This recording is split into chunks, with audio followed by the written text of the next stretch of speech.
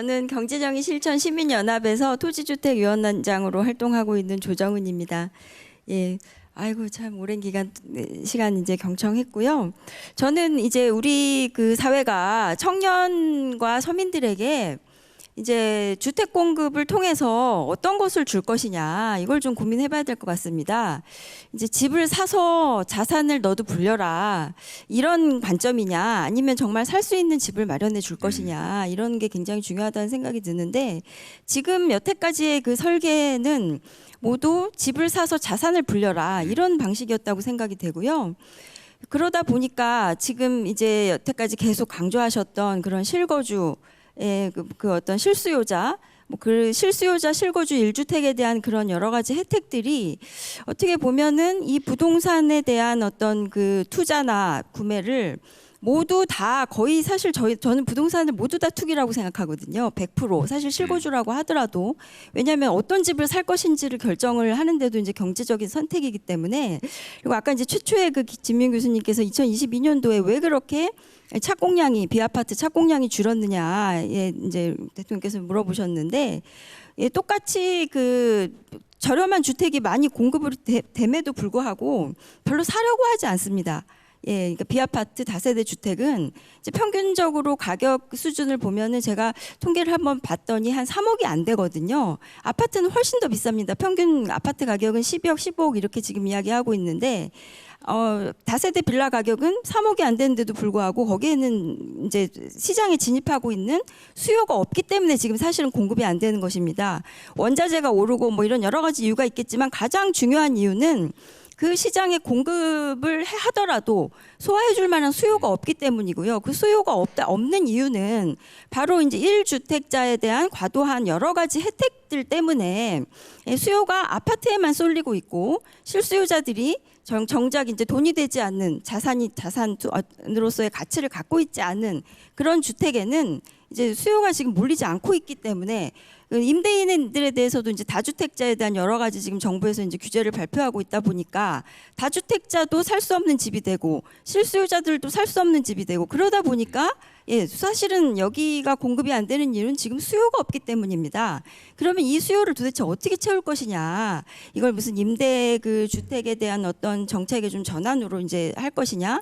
아니면 1주택자에 대한 어떤 과도한 세제 혜택이라든지 뭐 이런 특혜를 조금 축소하는 방향으로 할 것이냐? 이런 것들이 좀 종합적으로 고민이 되면 좋겠다는 생각이 되고요. 그리고 저는 이제 주택 공급 방법으로 한 가지 좀 이렇게 제안하고 싶은 부분이 있는데 이제 그 대통령께서도 계속 이제 강조하셨던 부분인데 그 공공택지를 팔지 말아라. 그리고 로또 분양이 되지 않도록 해라 이런 말씀을 강조하셨던 걸로 제가 알고 있습니다.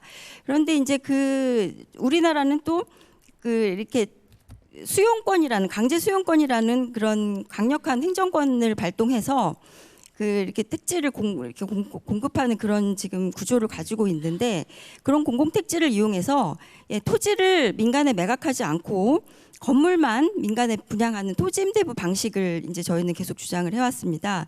토지임대부 그 방식은 대통령께서도 지난 이제 대선 때 공약으로도 이제 이렇게 그 발표하신 바도 있고 다른 많은 이제 그 지자체 이렇게 출마하시는 분들이 많이 공약을 하시는데 실제로 이제 실행은 많이 안 되고 있습니다. 근데 이 장점이 뭐냐면 이제 그 건물에 대해서는 소유권을 장점 말씀 안 하셔도 될 것 같아요. 네. 하여튼 뭐 여러 가지 많이 있지만 그 이제 그 토지 임대료가 사실상은 보유세 역할을 하기 때문에 저렴하게 공급하면서도 알겠습니다. 일부 이제 토지 임대료를 환수할 수 있는 그런 구조이기 때문에 이런 방식의 주택 공급 방식을 제가 한번 말씀드려보겠습니다. 고남기업 선생이 옆에 계신 분도 매 똑같이 이 얘기를 하고 있죠.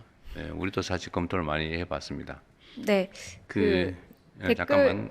그래서 이것도 사실 여러분들한테 의견을 하나 물어봐야 되는데 이게 이 말로는 참 그럴듯하거든요. 그 저도 과거에 우리 남기업 선생이 얘기한 대로 그렇게 해야 되겠다 이런 마음을 먹었는데 막상 제가 그 실제 정책을 담당하다 보니까 이게 과연 이상적으로 될까라는 생각이 든 이유가 있어요. 그게 뭐냐면 대한민국은 우리 국민들의 주권 의식도 매우 높은 반면에 이 민원의 강도가 너무 셉니다. 이게 이제 발전의 원동력이기도 해요, 실제로.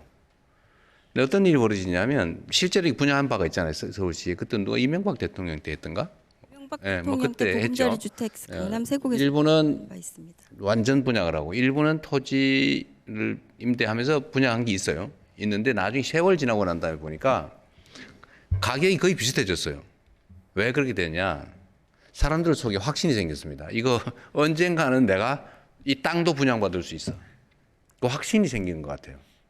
그 실제로 이게 나중에 예를 들면 해당 지역의 국회의원 선거, 뭐 시장 선거 이런 거 할 때 이거 저 분양할 거야, 안 할 거야? 그거 어떻게 안 할 수가 있겠어요? 그 표가 몇 개인데. 결국은 무너지는 거예요. 이 못 지킨다는 생각이 들어요. 제 생각에는 지킬 수 있을까? 과연 토지 임대부라는 이름으로 건물만 분양을 하는데 과연 이거 임대 상황을 나중에 재개발할 때 지켜낼 수 있을까? 지금 법도 이상하게 지금 개정이 돼가지고 당연히 그 건물 소유주에게 팔아야 되는 것처럼 애매모호하게 돼 있어요. 근데 이런 상황에서 머리띠 묶고 해당 지역의 주민 막 수천 가구가 또는 전국적으로 막 수십만 가구가 앞으로 늘어난다면 그 대통령 선거에 치명적인 영향을 미칠 텐데 과연 견뎌낼 수 있을까? 내가 그 생각이 드는 순간에 야 이거 좀 조심해야 되겠다. 결국은 명목은 좋고 출발은 그럴듯한데 최종적으로는 결국 그 해당 건물 소유주한테 우선권을 주거나 결국 그렇게 될 수밖에 없지 않을까 그 생각이 들더라고요. 이제 현실의 문제예요. 하여튼 우리 고민거리. 이제 과연 이런 상황에서도 토지 임대부 건물 분양을 하면 실제로 분양가는 싸질 수는 있죠. 근데 이게 과연 택지를 실제로 저축하는 효과가 실제 있을까? 라는 점에 대해서는 약간 고민거리이긴 해요. 한번 같이 고민해 주면 좋을 것 같아요.